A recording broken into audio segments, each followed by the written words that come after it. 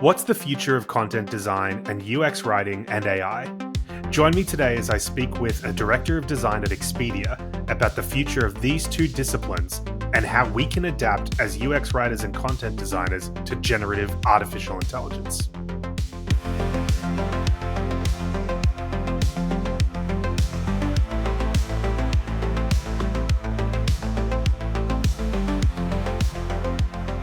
Hello, welcome to Writers of Silicon Valley. I'm Patrick Stafford.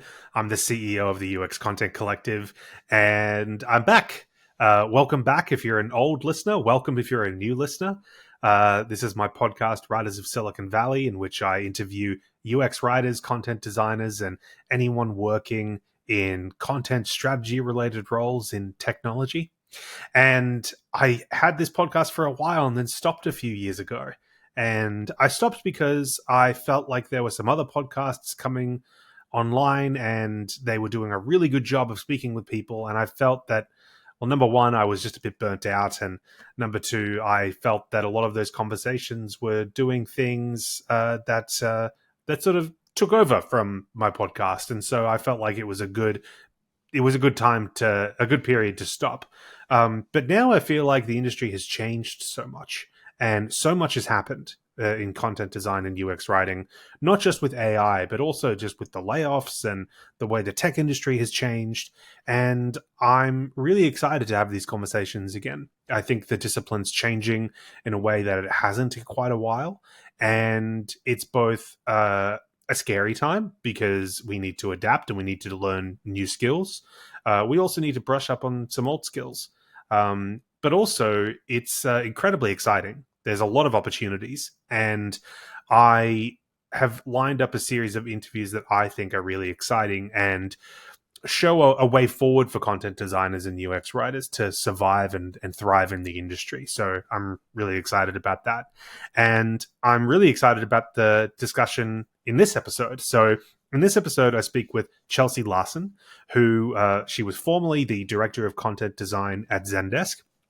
She then moved to a director of product design and content design role. And she is now a director of design at Expedia. And Chelsea is one of the great leaders in content design, and I think she has a fantastic positive outlook on what's happening. But also, she has some very distinct and strong views about AI and content design, and she's actually working on a number of content and AI related products. So we talk a lot about how the industry can adapt, and a little bit about her work and what she's doing, and what content designers can do right now if they want to get involved in AI. So it's a really great conversation. Really hope you enjoy it.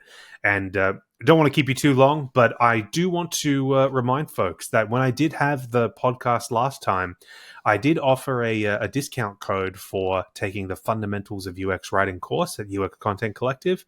Just wanted to let you know that I'm still offering that code, but now it applies to all courses and all workshops. So if you're interested in taking a course or a workshop related to content, we have stuff on translation and localization, accessibility, content testing, systems thinking. We have Figma workshops. We have a workshop on AI and content design. There's a whole range of things. So check it out at uxcontent.com, and the code is podcast20. So if you're interested, go check that out. All right, so I'll leave it there. Enjoy this chat with Chelsea Larsson about content design and AI and the future of the industry. And I'll see you at the end. So I first have to congratulate you, though, because you've just had a promotion. I did. You are in a new role. Congratulations. Thank So you. can you tell me a little bit about the new role and what you'll be doing? Yeah, it's one of those situations where my role's not changing too much because I was kind of doing the job, and then my boss, Greg Perez, kind of supported me more formally in that respect. But I am a senior director now of experience design. And so prior to that, I was director of content design. So what I will be doing differently, which is exciting, one aspect of it is that I will have some principal product designers that I'm mentoring and eventually managing. And what's cool about that is that I'm going to really step into that experience design kind of leadership role, that I've been dabbling in, and have temporarily done at times when I've taken over someone's leave, or covered someone's leave, but now it'll be like a formal role. And I'm excited to mentor and coach product designers in the same way that I've grown content designers' careers. So I'm excited for that. And then I think what's unique about the product designers that I will be managing eventually, is that they're largely lead or principal level. And we're going to be working on projects that have kind of three components. It has to be cross domain. So there's not one team that's owning the area. It has to Mhm. be a known pain point, and it has to be a business accelerator. And all projects should be a known pain point, business accelerator, and product design. But what's unique about this is that there's no not one owner. So we're working at the foundational level. So the patterns that we'll be developing and the experiences will scale out, and that's what I'm most excited about in the new role, is working on that like foundational product design stuff. That's really cool, and I also think it's really cool that you've moved from I know you just said before that you've been doing this, in some capacity already, but it's cool to see someone move from like a content design role to a design leadership role that isn't just looking after content designers, but other types of designers as well. I think it's like, to me, that's like a really good example for other people as well to know that if you want to go and do that, then you can. There is a path for you to go into that type of broader leadership. I don't know, I find that Yeah. really I think it's inspiring. so inspiring too, and I've always looked up to different folks who have done that at other companies. But at Expedia, they're actually really good about it. Like Erin Burgess and Allison Lund are two content designers who became experienced design leaders, and my boss also, Greg Perez, like he didn't put any obstacles in my way, which I think is really important. If you're at a culture where you're looked at as just a content designer and just a content design leader, whatever that even means. When people are like Mm, just content design, that's really hard. So it really does require like the culture and the leadership to say, hey, at a base level, design management is 80% the same, no matter what mm. discipline you're in. So I really believe and I'm confident in this person that they can handle that big 80%. And then on top of that, they're bringing this specialty of visual design, content design, other types of design. So yeah, I think it's all about the culture is what I'm saying. But I am happy to be an inspiration because I've also been inspired by other people who have done it. Yeah, I think that's really cool, especially now because in the past, I mean, as you know, in the past 2 years, there have been a lot of, um, for lack of a better term, I guess, depressing stories about layoffs and everything that's Yeah. happening in the industry. And it's cool to see people actually succeeding and doing really well. And in fact, I'd love to get your thoughts on this too, because right now, when we're speaking in April, I feel like the job market in particular is much more positive right now. I don't know if Mhm. you keep tabs on what sort of jobs are open right now. I guess I tend to be a little bit obsessed with them because we have our jobs newsletter, and so I'm looking every Yeah. week. And for a while, it felt, for last year, it felt as though there was not a lot around, and now I'm seeing a lot of jobs come back on the market. It's still competitive. There are still lots of people going for those jobs, but there's certainly more opportunity than there has been. I'm wondering if you're seeing the same thing, and what your thoughts are on the market right now. Yeah, so being in San Francisco, I feel like I'm kind of in an epicenter for, tech and UX design. And so when we saw the job market shift here, it was pretty severe, like just all of the Facebook layoffs. Twitter was Twitter was crumbling, like it was so bad. Mm, I think every big company, including Expedia, had layoffs in the Bay Area. So it was really stark, and it is now just kind of coming back online. And what's really interesting about the jobs that I'm seeing now is they're really specific. So I just saw like a taxonomist Mm, job at Netflix, or I'm seeing like more content design jobs for specific type of content design, like information architecture or conversational design or a growth content designer. There have been some roles for like model designers for LLMs. So that is really interesting to me that I'm not seeing a lot of like UX writer jobs. I'm seeing like really specific types of content design. Not that a UX writer couldn't apply for those jobs. What I just mean is that the title is more honed in. And I think that's actually a really good sign because these companies are really clear on who and what type of skill sets they want. And mm, I'm hoping that yeah, that will create more job security for those roles because they aren't just a generalist position anymore. So that's to me a heartening trend to see. Um, and yeah, the only thing that's negative that I'm seeing in the job market is the lack of remote jobs. Like during the pandemic, yeah, there were so many more remote jobs, and the jobs that I'm seeing coming online now are more in the hub cities, and they typically yeah. have like a 3-day return to office policy. So there's less flexibility, but more jobs. So yeah.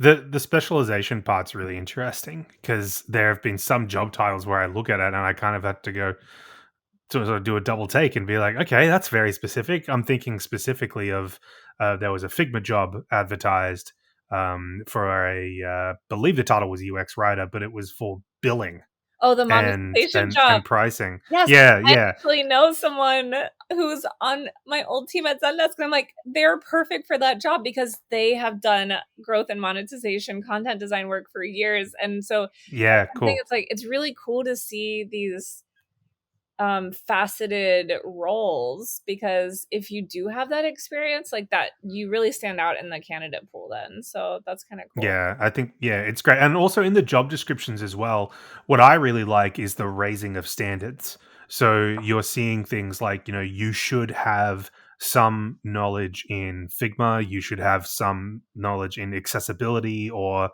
um, perhaps localization or a variety of different things. And I actually really like that. I like seeing that because it means that the discipline is raising its standards. You have to keep up with the rest of the organization and it's not just being dismissed. And combine that with the fact that you have these specializations, as you say, like I think it's, the signs are good, especially sort of forward leading indicators. I know that there are a lot of hiring managers who there's some surveys out that, typically say, what expectations are, and tech expectations are rising in terms of hiring for the second half of this year. So I think that's really good. But I also think what's really interesting is all the stuff that's going on with AI. And I really love talking to you about this. We had a conversation last year about it on another podcast, and we talked about the work that you were doing. And a lot of people have mentioned that interview as being something that has uh, it left them with a very positive impact and feeling about their work. Like, because I think that for a while with the layoffs, everyone was thinking, oh, AI is happening at the same time, so therefore these jobs won't come back. And that's led to an assumption that, well, these jobs are just going to be replaced. That hasn't happened. And Mhm. I think the work that you're doing is really interesting in showing content designers that they have a role in working with this type of material. So I'd love to hear from, a year on from when we had that conversation and you were starting to work with your team on developing some AI products. What has the evolution of that been like? Obviously, you can't get into too many specifics, but I'd love to hear about, yeah, what the past 12 months have been Yeah. regarding your work in AI and what you've learned over that time. Oh my gosh, I feel like that was 10 years ago. Like, Yeah, because yeah, things have changed so rapidly. It's actually really cool to come back and talk to you about it, now that I'm thinking about that. So what have I learned? So much. I think back then we were just starting to talk about ChatGPT, and I think we were just talking about what even is a prompt and Hmm. how AI could how content designers could start dipping into AI.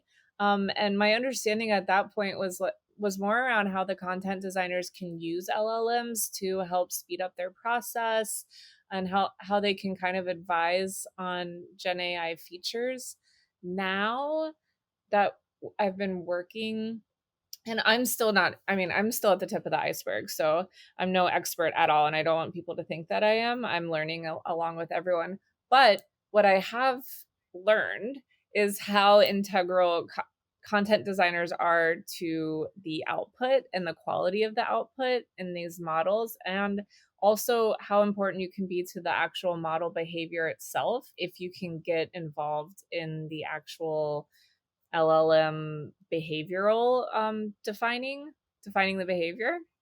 And so what I mean by the output, I don't know if we talked about this a year ago because I don't think I knew about this, but now the content designers that I work with are partnered with their machine learning scientists to define what the definition of good is for the output.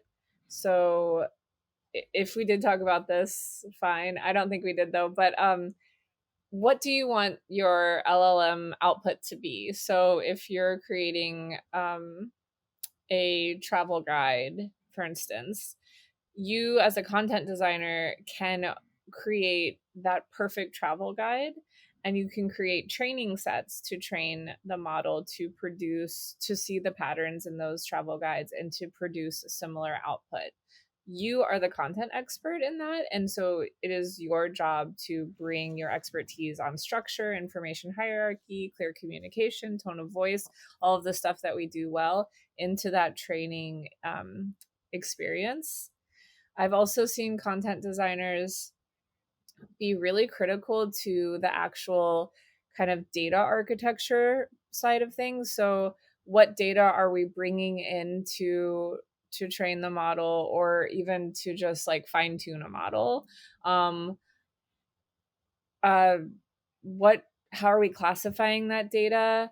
So we ran into, I can't go into too much detail, but we were working on a project where we were taking a lot of data and we were trying to output a description.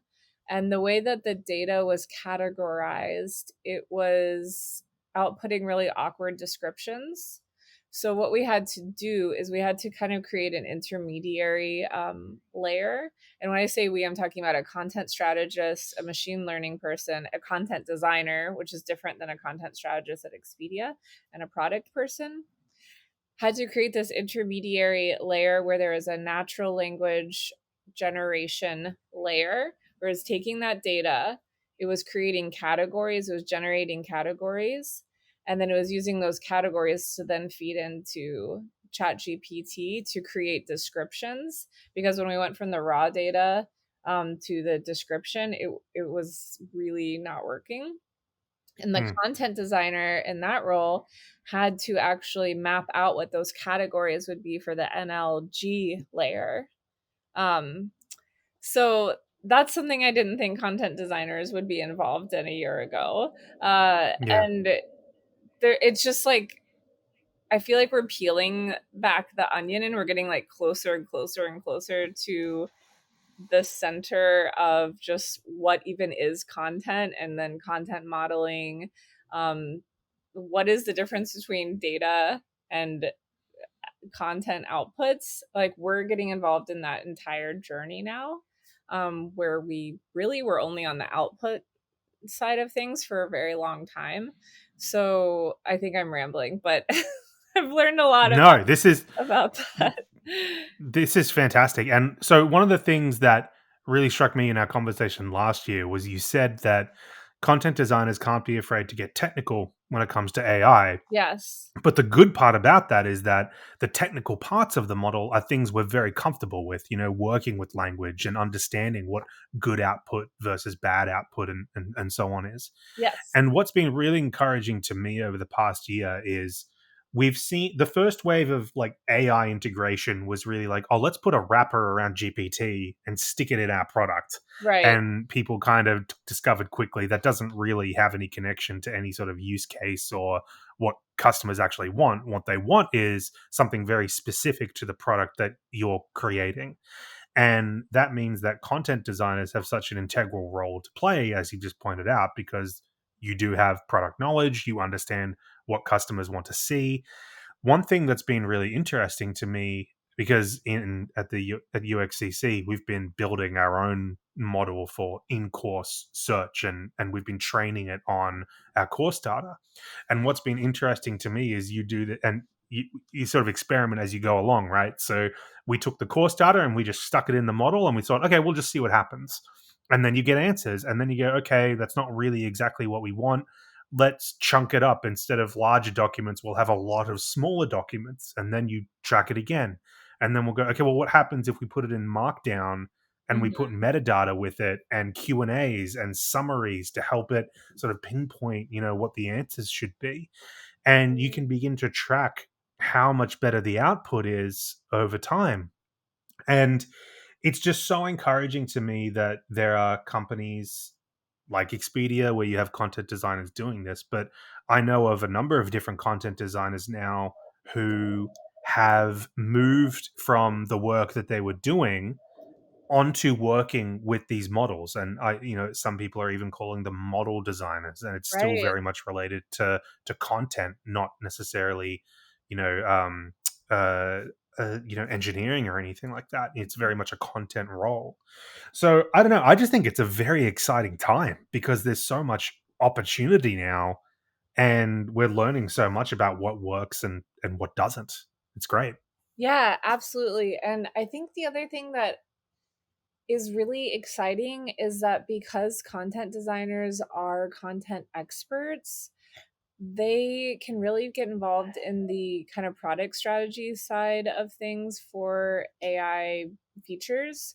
So when you're like what you just said, people were just taking chat gpt, putting a wrapper around it and like shoving it into their product and then wondering like why it wasn't that successful. We as content designers understand what we understand product strategy, and we understand what types of content will drive certain types of behaviors.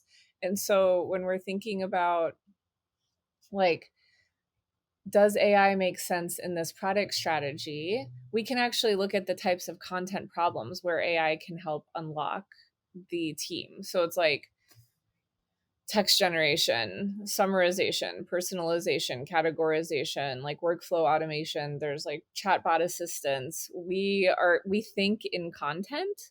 So we can really say, "Hey, I actually see a content problem here that could be unlocked by using generative AI." It was we were unable to maybe do this kind of output before. We couldn't scale to this level of output before because we would have had to manually generate all of this content. But now we can automate or augment the generation of the content. And so we can actually create a new feature. And the content person is always aware of like all of the content processes that are going on at their company, so they can like really pinpoint where they can save the business money through efficiency plays, where they can generate new revenue through content generating features or content specific AI features. And so I think that's also a really interesting role that we can play in this new world of generative AI.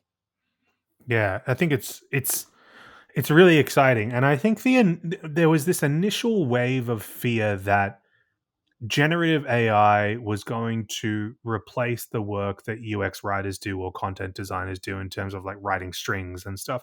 And I don't think that's come to pass, because that's not to say there might be companies that try and do that. Of course, there might be, but on a wide scale, I think you still have the problem where it'll generate the output, but you still need someone to discern whether is this good or bad, or is this best practice or not best practice. And so I feel like that role is going to exist.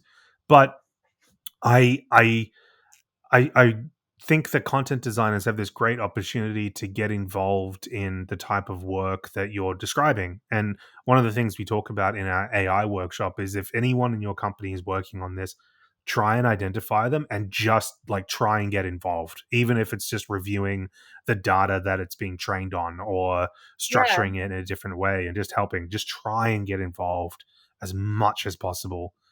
Because the sooner that you do, the sooner that content design has influence on those projects. Well, yeah, and like you'll get more confident. That's the other thing. It does help you get influence. It helps the company, but it also will just give you more confidence in using the language like retrieval, augmented generation, RAG. Like you're going to hear all these terms, and the more that you use them and understand the context around them, the less weird you'll feel when you're the only content designer in a meeting full of machine learning scientists. And I think that's when the unlocks start happening, because when you start, as we all know, because we're communication experts, when you start speaking their language, that's when true understanding and innovation can happen. So definitely like dive in as much as you can, ask a bazillion questions, and just take the baby steps you can to get involved. I agree. What's the biggest misconception you're still seeing about how AI works? Because we've had, I've spoken to probably a good couple of hundred content designers now through our workshop, and some of the misconceptions I hear about AI are really interesting to me. I'm interested to hear if there's just things that you're seeing that you wish people would still understand about AI. Um, um Anything like that? i guess I still feel like people are thinking that AI is going to solve new business problems, or AI. People are like, oh well, can we just fix that with AI? And really, it's like that's not, it's not a magical thing. It's Yeah, it's more, it fixes certain things like personalization, like scaling processes, automating processes that were manual. I mean, generative AI right now, and machine learning, of course. So I think that people are trying, in some enterprise situations, are trying to use AI as a kind of like a competitive lever, um, when really should, it's not about like AI as your competitive edge. It's about what are your actual business problems and content problems, and what were you unable to do because it was too manual, it was too expensive, hmm, it was too generic, and now you can personalize it, now you can scale it out, now you can automate it. That's where we should be more talking about applied generative AI, I think, instead of just thinking of AI as the solution. Does that make sense? It should be like the hundred underlying percent. unlock for problems Yeah, that you already have. That's, and I think if content designers can get involved in those discussions, which is what I was saying, like where's text creation really manual for your company right now? Like where is content creation really westernized and you want to localize it? You want to add a cultural layer from another culture because it's like it's very one dimensional. Now you can do that in a faster way and scale it out. So that's a misconception I'm seeing still. yeah. It's a tool. It's not the goal. None of Right, your it's not users the care goal, that yeah. you're Which is what you and I talked that about a long time ago, but it's still kind of present, yeah. it's still a thing. I'm still struck by how many content designers we have, coming into our sessions where they are under the impression that AI is the AI that exists in large language models is like the AI in Terminator or the AI in, sort of science fiction. And they Oh, don't yeah. quite understand that the way it works is like relationships between words. And as a result, the context that you give it will help it give better responses and so on. And it's really interesting to see, like, once you explain that, it's all it's doing is analyzing the relationships between words. You can kind of see like the scales fall from their eyes a little bit and Yeah. just be like, oh, I get it. Not only do they get how it works, then they start thinking, oh, now I know how to use it. Now I know how to actually Yeah. make it more productive for myself. Which is, yeah, it's really encouraging to see that. I really like watching that happen. I I'm glad people are realizing that it's not like AGI yet. Like we're not in the Hmm. world of her, and we're not dealing with emotionally intelligent AI. That will happen though eventually. So it's not something that like won't happen. But well, I assume it'll happen the way things are. But yeah, Who I knows? totally fully agree with you. And a way that I've heard it described, which I think is helpful, is like you're working with a new writer or a new intern writer, and you need to explain to that writer how to write for your company. And when you kind of explain it to them that way, it kind of takes the shine off of the AI off of the LLM a little bit and puts them back in the kind of teacher position, which is you know Hmm. you are the model teacher when you're working with an LLM. So yeah, I agree that we need to like remove all of the fanfare around it and just get back to like this is another tool for creating content. Yeah, and I mean, so far our conversation has been quite positive, but obviously there are, a lot of things that people need to be very careful of when using AI. And one of the things we talk about a lot are the ethical responsibilities you have as a designer working with AI products, especially when it comes to, educating the user and transparency about how something was created. Yeah.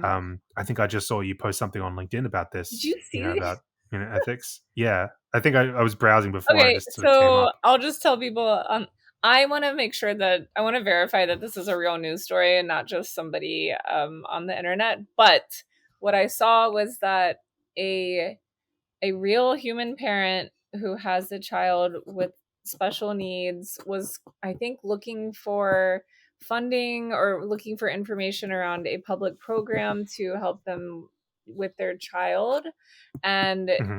kind of like putting out this heartfelt um, question on Facebook. And then Meta's AI wrote, I also have a child with this like syndrome that your child does. And I've had great experience with this program. And the person's like, what in the Black Mirror is going on here? And it's like, oh no, Yeah.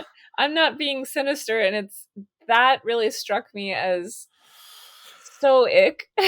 and Yeah. and if it is real, which it looked real, it really, to me, it made me think of a different kind of ethical layer, which I hadn't thought of, which was the kind of the sanctity of the human experience. Like we're talking about ethics Mm. and protecting people from hateful, harmful language and misrepresentation and um, false identities and racism and prejudice. All of those are very important, and but then there's this another layer of like appropriating the human experience wholesale, Mm. which I hadn't really Mm. thought about, um and how harmful that could be if someone's using AI in a therapy setting, or opening up about something that's really personal to them, and having that kind of uncanny valley response of a generative AI chatbot pretending that they've also had that experience. So yeah, there's a lot of layers of responsibility when you're building out these models and the behavior that are just Yeah. Especially. revealing themselves to us now. Yeah, and I completely agree. One of the things that I learned earlier on in my career as a designer was that, my manager was speaking to me, and he was sort of, I was confused why he was spending so much time talking about specific problems that people were unlikely to encounter. And I was like, why are we spending so much time on these like edge cases? And he Right. drew a sort of bell curve for me, and he was like, think about all the issues that 90% of your users are likely to face. We could sit here for 20 minutes and figure out what are the solutions to those problems. Right. It's the end of those bell curves that are the tricky part. And it's the same with any product, especially AI. And I think about that in the context of the people who are using this product. It's accessible to everyone. You are going to have people accessing it who come from a variety of different backgrounds. Exactly. Some of those people may have mental health struggles or they may be in vulnerable positions. And as you say, it would be a disservice to them for this product to represent itself as something that it is not. Now, I think OpenAI has been doing a fairly good job of paying attention to that so far, but this technology is open source. Um, not all language models, but certainly like there are a number of them that are open source, and so you have so many different companies working on this, and I think just the expectation for some type of ethical standard is um, so important, and Yeah. I'm really glad you raised it. If a AI is a human proxy, what types of transparency needs to be in place as a default, and that's something that should be, I think, pretty standard across the board. And so I definitely hope that we have regulations around that. I think as well, like what the and we focus on this in our workshop sessions where you could have ethical issues that arise from not just user experience but also well before that. So obviously the training data and what's in Right. there, and it comes down to the content designers in my view, because you could have, for example, a product that's relying on data to produce. I mean, I'll use an example. If you're working in HR software and you have this product that relies on data to recommend pay bands for Yes. certain jobs based on descriptions and so on, Yes. if the training data is set and you don't have influence, then it's the content designer's responsibility to let the user know that this might be old data. You should make the decision yourself. Don't just rely on what we're telling you. Yeah. And to sort of dismiss a lot of those as, well, the AI is objective, I think just does the user and everyone a disservice. You're So it's absolutely right. across the board and across every step of the product. That's why I go back to that kind of peeling the onion um, metaphor again, because we we need to understand what that output is and how we can evaluate the accuracy of that output, the representativeness, the ethicalness of that output. And if you can get involved at the data layer as a content person, you absolutely should. But if you can't get involved at the data layer, then you're right. Like, you need to ensure transparency at the output layer and let the user know where this is coming from, and that it might be biased or that it might be outdated. That's absolutely, I would say, our responsibility. And that's not going to come from the AI itself. What do you think is the biggest challenge? And sort of this is sort of related to AI, but just in general, for content designers at the moment, what do you think is the biggest challenge in the industry right now? Like, we've talked about layoffs, we've talked Yeah. about sort of getting involved, but like just in terms of the discipline overall, like I think back to like 5 years ago when we didn't have a dedicated conference. A lot of the basic blog posts were around, like, why UX writing is important, and Yeah. those are all great. We've published a lot of them, so like, I'm not knocking them. There's I've written some 200 of them, million. but Yeah. yeah, but I feel like the discipline has evolved so much since then, and we've seen so many different case studies about people who are doing really interesting work. So, what's your assessment of where the discipline is right now? So I have a kind of a metaphor that I'm using. It's kind of like a high school movie. So the high school graduation movies that I always love, where it's like the big party at the end of the movie and like everyone who's been friends is like going to go off to college next week, and so everything's just crazy and chaotic, and people are like showing their true colors.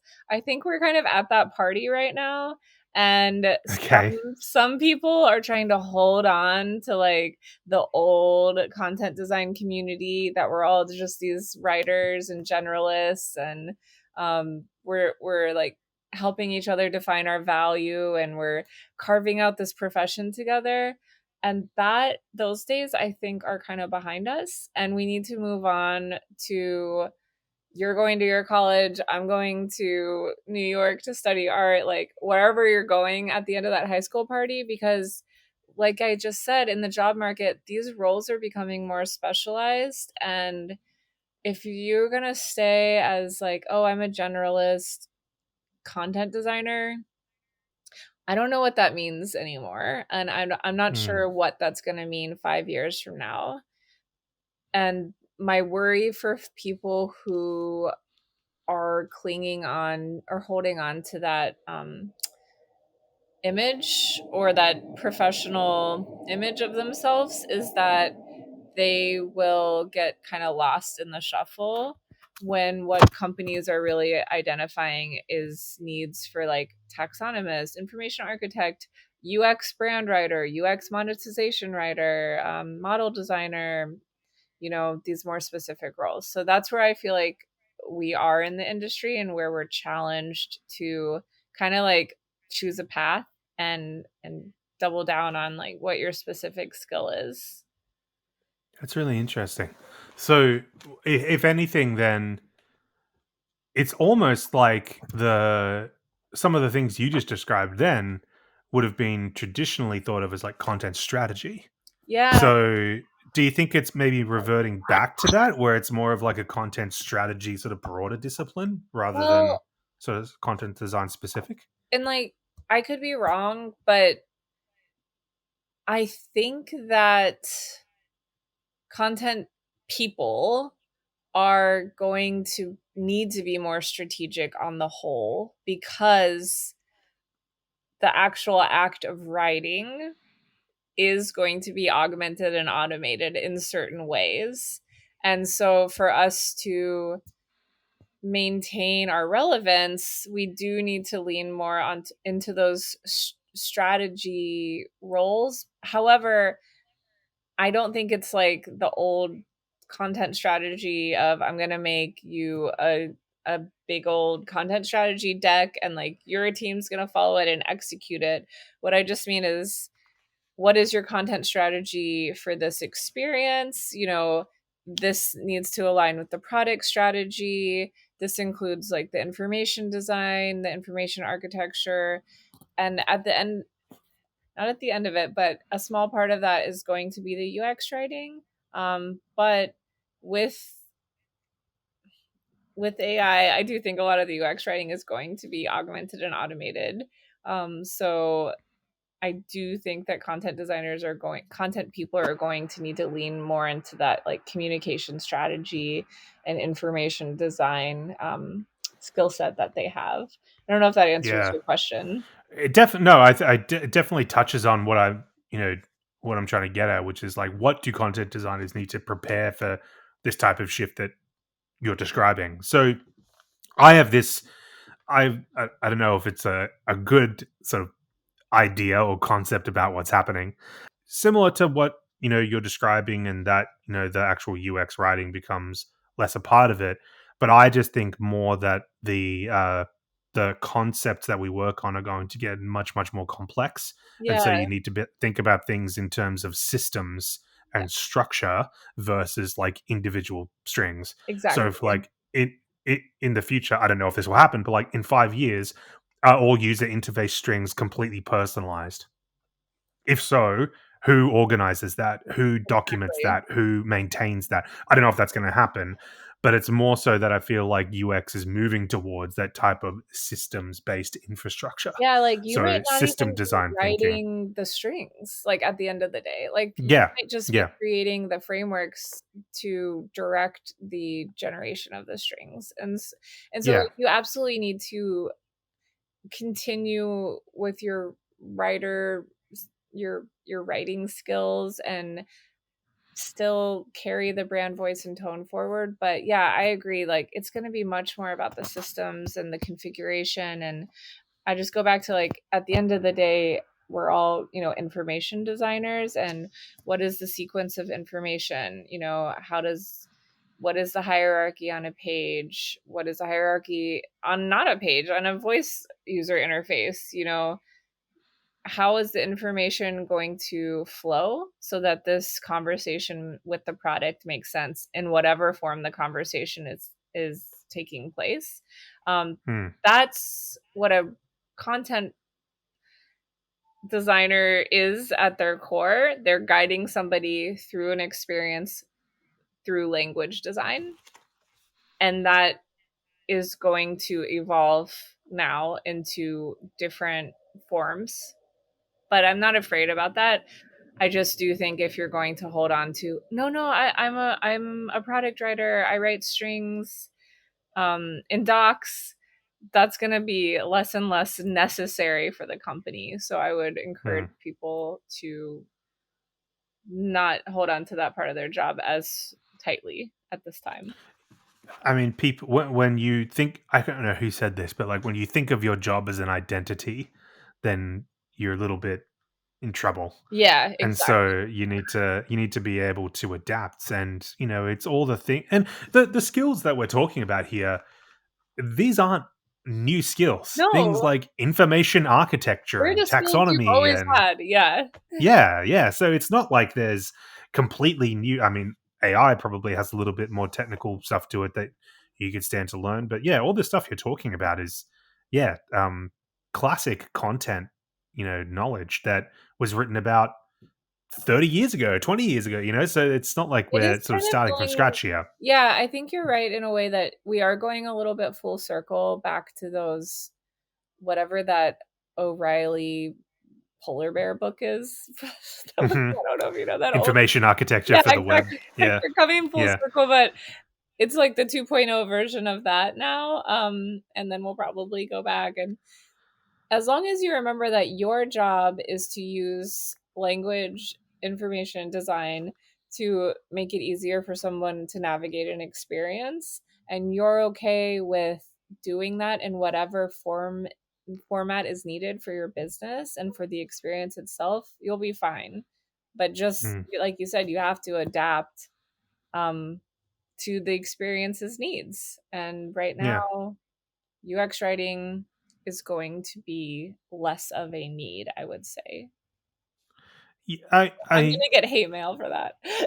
no, I don't. No, I don't think you'll get hate mail. I think the I think it. I think it. I'll slightly disagree with you in that I think it will remain a need and a very important one. What I think it what I think will happen is that the time and effort you spend in creating that individual output will be dwarfed by your responsibilities in other areas to generate them. Yeah, So I mean, maybe that's semantics, I but think we're saying the same um, thing. Yeah, I just don't think we're gonna labor over like individual strings anymore as much as we have maybe in the past, and maybe other people aren't even doing that. But that used to be one of my favorite parts of the job. And I'm not sure that I haven't done that in a long we're, time. we're going to think a little bigger, right? We're Yeah. going to expand our scope for the role, which is very exciting. But I also think like so. I was on a call last week where this was a tech company, and they are implementing Writer, the Hmm.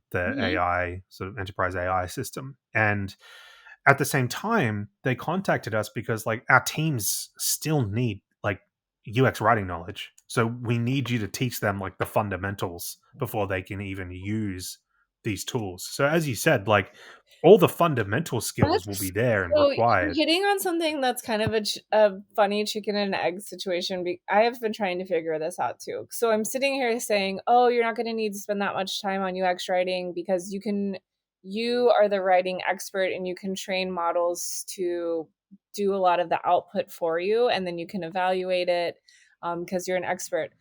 What if you haven't had a lot of experience as a UX writer? I'm sitting here with Yeah. like years, decades of experience, and that is, you're only going to get that experience by doing. Hmm. And what if your company doesn't? allow you to have that experience, are we going to end up with a big gap of folks with practical UX writing knowledge because when they started in their content design career, that work was augmented and automated? That does worry me. And I don't have an answer Yeah. for that, but I could see I a don't, skill gap happening in that way. what's interesting to me is that people using AI tools to create emails or blog posts and so on, those those outputs, if you read them, it's very, if they don't have any type of editing skill or knowledge about how to make something sound more quote unquote human, the content still has the same problems as if they had written it themselves. So I've been listening to a couple of podcasts with teachers, and they're saying all I'm getting now are AI written essays. And Mhm. people thought that, it's interesting to me because people thought it would be a problem, but what the actual there's less of a problem than people think. Stick with me here as my train goes through the station. Yeah, That my train of thought. Like, so what actually happens is that if you don't have knowledge on a subject, if you don't have the ability to review an output and correct it and so on, and you just hand it in, the outcome is no different than if you had written a crappy essay, because the AI is still revealing through the various gaps and so on that you don't know what you're talking about. And these teachers were saying, like, yeah, it's so obvious that the yeah, AI is writing these essays, and so we get, we call the students in and we're just like, we know you didn't write this, like, so, like, try you're again please. you're absolutely right, and I'm really reflecting back on what I've said for the past 20 minutes because 'cause I'm speaking as somebody with a lot of experience as a writer, and so I can use these tools to speed up my own process, but it is not a substitute for experience in communications or writing. And I think that is so important to communicate here is that, like you and I said earlier, these are tools, and the quality of the input is going to create the quality of the output. And right now the quality of the input for like ChatGPT and um Gemini and Meta's AI, all of those are still pretty awkward in like how they're outputting written text, which is why it's like really clear. Like we all know when somebody's using Chat GPT. It even has that thing where it's like certainly. Um, so it that will evolve, but the only way that you can know if it's not a good output is because you have experience doing the actual work, the actual writing. Yeah. You know what it's like to write a good essay. You know what it's like to write a good blog post. And so if people do not do that, then they won't be able to recognize the bad outputs. And so that does worry me for new designers coming into the field. And I'm not sure how to address that. I have to like really think on that. My fear is less in the core, is less that the core skills will disappear. It's more in, as we just mentioned, it's in the periphery, it's in the edges, the edge Mhm. cases. So particularly I'm thinking of the open AI text to video model, right? So people are very scared about that affecting Hollywood and creative storytelling and so on. I'm actually less worried about that. I'm much more worried about the filmography crews or the film crews who are creating this type of material for, b-roll, or Yeah, or like the for people other types of who were institutions. extras or yeah, or makeup Right. artists. Yeah. No, Yeah. it's That to me is that is much more of the alarming. concern. You're right. Um, I just I have to believe that our our human need for good quality everything will prevail. Like through centuries, we've always wanted the best art, the best music, the best writing. So all of this kind of like AI created content is super exciting right now, but I have to believe that that's not going to be what's desired um long term. I And so think, I hope that yeah, those jobs will still be able to stay intact because real art will still be desired. I hope, and I have to believe that. I I think of it like this: that we're speaking on the same day that a Taylor Swift album is coming out, right? Yes. I think that 50% of the appeal of someone like Taylor Swift is not just her music, it's about who she's talking about in that music Right. and the stories in that music Right. and, you know, the ex-boyfriends she talks about, Right. or whatever, That that is humanity. part of the Yeah. appeal, It's and so yeah, it's not just about like I hit a button and a song comes out. It's this happened in the context of someone's life, and well, so that that that gets to is the another result. really important thing that I think about is when the output is so easy to create, when the artifact is so easy to create, like you can output anything now, a song, a video, a website, code, whatever. When the artifact is easy breezy, the perspective and the idea becomes much more important. And 100%. Yep. our humanity, like that's what we've done through centuries, is come up with new ideas, new perspectives, new beautiful ways of thinking, and so that I think will still prevail. Of course, when we get to like AGI, who knows when AI is coming up with its own ideas, but still, I still feel like we're gonna need and crave human connection, like you said, those stories. So I mean, I think of it like this, right? So 30 years ago, if you had told people that you could film a feature film for $1,000, because you can film it with a smartphone camera, people would have imagined, oh my God, imagine the disruption to Hollywood. Imagine what's right, going to happen. No, 90% of people post videos on YouTube that's like, get ready with me. I'm going shopping yeah, today. You know what I mean? exactly. I'm not disparaging that. I just mean like, most of the content that people put out is not aspirational. It's everyday stuff, And as you just said, it's the idea that is the crucial part of it. If all we're doing is raising the standard, then all we just have is a new standard. And so you Yeah, need to do even more to come out on top of that. So yeah. Well, we've solved all the we'll problems talk here in a today. year and we'll see where we are We'll then. see exactly what happens. Well, like we've breezed through our We time and we're did. just Jeez, that finishing was up here, which fast. has been Okay. a great discussion. But is there anything you wanted to say that we haven't touched on in this conversation? I would say keep looking for inspiration outside of tech. If you work in tech, go outside, look at art, read books, hang out with a toddler, like get out of tech because it is just this kind of cyc the cyclical um inspiration loop that gets really dull. And like I said, we're really going to need those fresh ideas and perspectives. So get back to what inspires you at a human level.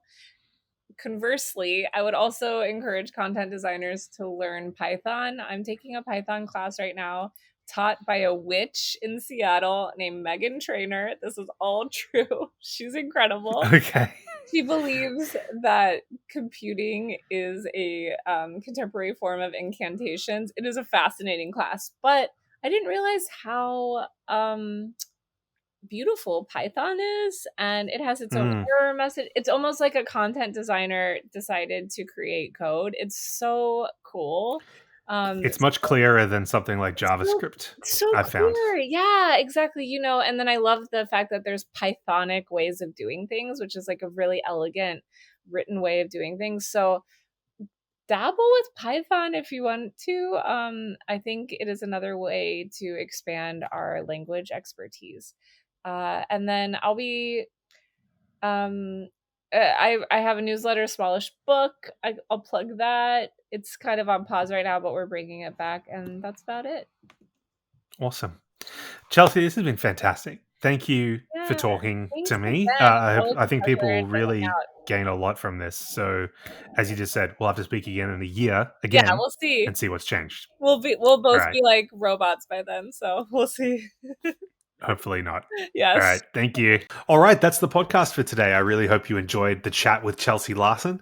It was a fantastic learning experience for me, and I hope you got something from it as well. So I'll see you in a couple of weeks with a new episode. Just a reminder, if you're interested, you can use podcast 20 to get 20% off any workshop or course at UX Content Collective. If you want to get in touch with me, email me at patrick@uxcontent.com. Otherwise, I'll see you in the next episode.